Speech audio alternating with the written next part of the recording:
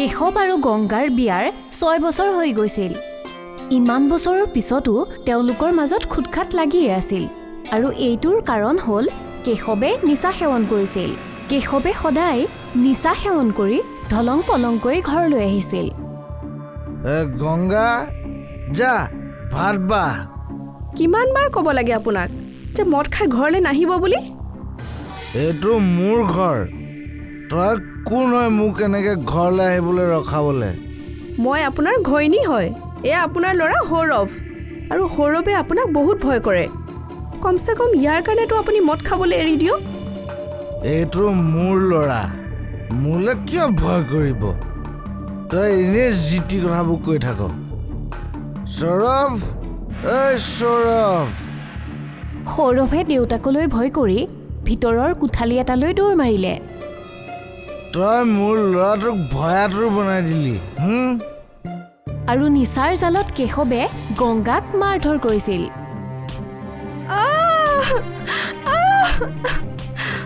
এইবিলাক সদায় ঘটিছিল। কেশৱে সদায় নিচা সেৱন কৰি আহিছিল আৰু নিচাৰ জালত পত্নীক মাৰধৰ কৰিছিল। কেশৱৰ ল'ৰা সৌৰভে কেশৱলৈ খুব ভয় কৰিছিল। সি প্ৰায়ে ঘৰৰ ভিতৰৰ চুক এটাত লুকাই আছিল।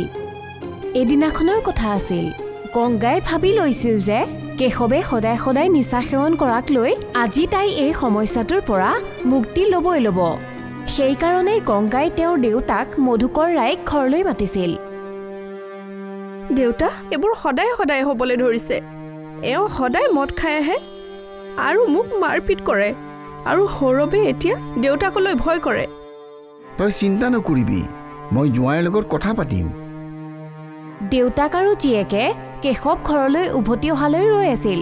কিছু সময়ৰ পাছত কেশৱ আহিল, কিন্তু সি নিচাসক্ত আছিলে। গংগা, শহুৰ দেউতা আপুনি কেতিয়া? গংগা, দেউতাক ভালকে খোৱা বোৱা কৰোৱা। তেওঁৰ কাৰণে হাঁহ চাহ মাৰি ভালকে খোৱা বোৱা ব্যৱস্থা কৰা। মই খাবলৈ অহা নাই, মই তোমাৰ লগত কথা পাতিবলৈ আহিছোঁ। মোৰ লগত কথা পাতিবলৈ? কিহৰ বাবে? তুমি সদায় সদায় মদ খোৱাৰ বিষয়ে কথা পাতিবলৈ আহিছোঁ। জোঁৱাই, তুমি বুজা মানুহ। তুমি জানাই চাগে এই মদ খোৱা অভ্যাসৰ বাবেই তোমাৰ পাৰিবাৰিক জীৱন বিনষ্ট হৈছে। তোমাৰ ল'ৰাই তোমাক ভয় কৰা হৈছে। বাছ সৰু দেউতা, এইটো মোৰ নিজৰ কথা। আপুনি ইয়াৰ মাজত সোমোৱা কোনো দৰকাৰ নাই। মই মোৰ ছোৱালী আৰু নাতিৰ ভালৰ বাবেই ক'বলৈ অধিকাৰ আছে। তাই আপোনাৰ জীয়েক আছিল, এতিয়া মোৰ পত্নী হয়। মই যেনেকৈ ৰাখোঁ তেনেকৈ থাকিব লাগিব। লাগিলে তাইক মই মাৰোঁ, পিটোঁ, যি কৰোঁ। নহয় জোঁৱাই, তুমি এইটো ভুল কৈছা। তাই মোৰ ছোৱালী এতিয়াও। মই তাইক তোমাৰ ওচৰত মাৰ খাবলৈ এৰি থৈ যাব নোৱাৰোঁ। তো লৈ যাওক নিজৰ ছোৱালীজনী নিজৰ লগত। ময়ো চাই ল'ম কেইদিন আপুনি পোহপাল দিয়ে। ব'ল মাজনী, এওঁৰ লগত কথা পাতি কোনো লাভ নাই। কিন্তু সৌৰভৰ মা, মই আপোনাৰ লগতে থাকিম। যা যা, তই যা নিজৰ মাৰ চাদৰ আচল ধৰি। ব'ল গংগা, ইয়াত থাকি আৰু একো লাভ নাই। ঠিক আছে। গংগা আৰু সৌৰভ মধুকৰ ৰাওৰ লগত ঘৰলৈ গুচি গ'ল। মধুকৰ ৰাও গাঁৱত আছিল। তেওঁৰ এখন আমৰ বাগিচা আছিল। ককা, ইমান গালাম, এইবিলাকতো চব মই খাম। খাই লোৱা, এই চবটো মই তোমাৰ কাৰণেই খেতি কৰি ৰাখিছোঁ। ৰূপা, সৌৰভে ককাকৰ ঘৰত গৈ বৰ আনন্দ পাইছিল। কিন্তু গংগা চিন্তিত আছিল। তাই খৰচৰ কথা ভাবিছিল। দেউতা, মইতো ইয়ালৈ আহি গ'লোঁ, কিন্তু মোৰ কাৰণে আপোনাৰ খৰচ বাঢ়ি যাব। এই আমবোৰ বেছি যি ধৰণে আপুনি চলি আছিল, এতিয়া আমাৰ দুজনৰো বোজা আপোনাৰ ওপৰত আহি গ'ল। এতিয়া এইবোৰ কেনেকৈ হ'ব? ইমান ভাবিব নালাগে গংগা, ভগৱান আছেতো, কিবা এটা নহয় কিবা ৰাস্তা দিবই। মই সুখী হৈছোঁ সেই মদাহী স্বামীৰ লগত থাকিবলগীয়া হোৱা নাই, বুজিলি? ভগৱানে সকলো ঠিক কৰি দিব। ঠিক আছে। গংগাই ঘৰৰ সকলো কাম চম্ভালি ল'লে আৰু এতিয়া মধুকৰ ৰাৱে তেওঁৰ সকলো সময় আমৰ বাগিচাতে কটাইছিল, নিজৰ নাতিৰ সৈতে। ককা, এইবিলাক গছ তুমি কেতিয়া লগাইছিলা? সেইজোপা গছ হয়তো তেতিয়া তোমাৰ মা তোমাৰ বয়সৰ আছিল। বাপৰে, আৰু চবতকে ডাঙৰ জোপা? সেইজোপা মই লগোৱা নাছিলোঁ বোপা। সেইজোপা মোৰ দেউতাই লগাইছিল, মই জন্ম হোৱাই নাছিলোঁ। মানে সেইজোপা আপোনাতকেও ডাঙৰ? তেতিয়াই গংগাই সকলোৰে বাবে চাহ আৰু নাস্তা লৈ আহিল। এতিয়া হ'ল আৰু দুজনৰে, অকণমান চাহ খাই লোৱা। আৰে গংগা, বহুত দিন হৈ গ'ল, বহুত দিন হৈ গ'ল তোৰ হাতৰ চাটনি খোৱা নাই। চা, আমো কেঁচা আছে, সেই চাটনি খাব পাৰিলে ভাল লাগিলহেঁতেন। ঠিক আছে দেউতা, আজি মই বনাই দিম, আবেলি লৈ আহিম। আৰে বাহ! মধুকৰ ৰাও আৰু সৌৰভে চাহৰ লগতে নাস্তা খাবলৈ ধৰিলে। গংগা পাকঘৰত সোমাল আৰু মছলাৰ পৰা চাটনি বনালে। কিছু সময়ৰ পাছতে তেওঁৰ চাটনি তৈয়াৰ হ'ল। এতিয়া হৈ গ'ল। গংগাই চাটনি লৈ বাগিচাৰ ফালে আগবাঢ়িল আৰু তাত মধুকৰৰ দুজন বন্ধুও আছিল। দেউতা, চাটনি হৈ গ'ল। আৰে বাহ, ইহঁত দুজনকো দিয়া। ঠিক আছে দেউতা।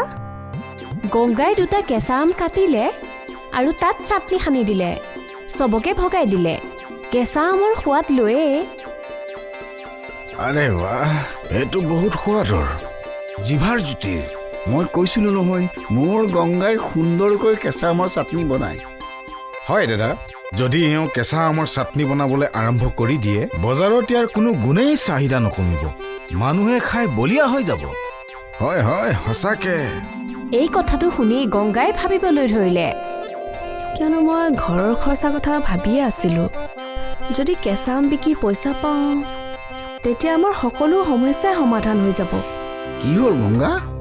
দেউতা, মই ভাবিছোঁ যে যেনেকৈ ককাই ক'লে কেঁচা আমৰ ব্যৱসায় খুলি লওঁ, কিবা এটাতো উপাৰ্জন হ'ব।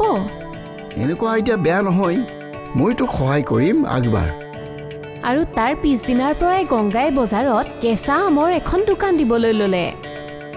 তেওঁৰ দোকানত কেঁচা আম দেখি, এই কেঁচা আম কিমান টকাৰ? 15 টকা প্লেট। মোক 1 প্লেট দিবা। গংগাই গ্ৰাহকক 1 প্লেট কেঁচা আম দিয়ে আৰু 15 টকা লয়। বাহ, ইমান সোৱাদ থকা কেঁচা আম মই কোনোদিনেই খোৱা নাই। তাৰ পাছত গংগাক কেঁচা আমৰ বাবে বহু গ্ৰাহকে প্ৰশংসা কৰিলে। প্ৰথম দিনাই গংগাৰ কেঁচা আম সকলোৰে বাবে পৰিচিত হৈ গ'ল। আবেলিলৈকে সকলো আম শেষ হৈ গ'ল। গংগাই দোকান বন্ধ কৰিলে আৰু প্ৰথম দিনাৰ উপাৰ্জন দেখি তাই বহুত সুখী হৈছিল। তাই আনন্দ মনেৰে ঘৰলৈ আহিল। কেনেকুৱা হ'ল আজি ব্যৱসায়? বহুত ভাল দেউতা, মানুহবিলাকে কেঁচা আম খাই বহুত ভাল পাইছে। কিমান মানুহে মোক প্ৰশংসা কৰিছে। আৰু এয়া চোৱা, আজিৰ উপাৰ্জন। আৰে বাহ, মোৰ বিশ্বাস আছিল তই কৰিবই পাৰিবি। আজি সকলো আম শেষ হৈ গ'ল দেউতা। মই আৰু কেঁচা আম পাৰি থৈছোঁ, আৰু যদি এনেকৈ চলি থাকে আমি কেঁচা আম বাহিৰৰ পৰা কিনি আনিব লাগিব। ভগৱানে কৰক তোৰ নতুন বেপাৰ বৰ সুন্দৰ হওক। ধন্যবাদ দেউতা। মোৰ সৌৰভ ক'ত আছে? সি খেলা ধূলা কৰি ভাগৰি গ'ল। মই তাক খানা খুৱালোঁ আৰু তেতিয়া সি শুই গ'ল। দেউতা, আপুনি যদি আমাৰ লগত নাথাকিল হয় কি হ'লহেঁতেন? মোৰ মাজনী, মই মোৰ ছোৱালীক কিয় সহায় নকৰিম? তইতো মোৰ পুতলা হয়, তই মোৰ পৰী, আৰু তোক মই কেতিয়াও বুজা বুলি নাভাবোঁ মাজনী। গংগাই নিজৰ দেউতাকক সাৱটি ধৰিলে আৰু আৰম্ভ হৈ গ'ল আত্মনিৰ্ভৰৰ অভিযান। গংগাই সদায় কেঁচা আম বেচে আৰু তাইৰ দেউতাকে সহায় কৰে আৰু সৌৰভকো চম্ভালে। আৰু তেতিয়া গংগাৰ নিচা সেৱন কৰা স্বামীক কোনো প্ৰয়োজন নাছিল। সঁচা কথা কৈছিল মধুকৰ ৰাৱে, ছোৱালী কাৰোৰে বাবে বুজা নহয়।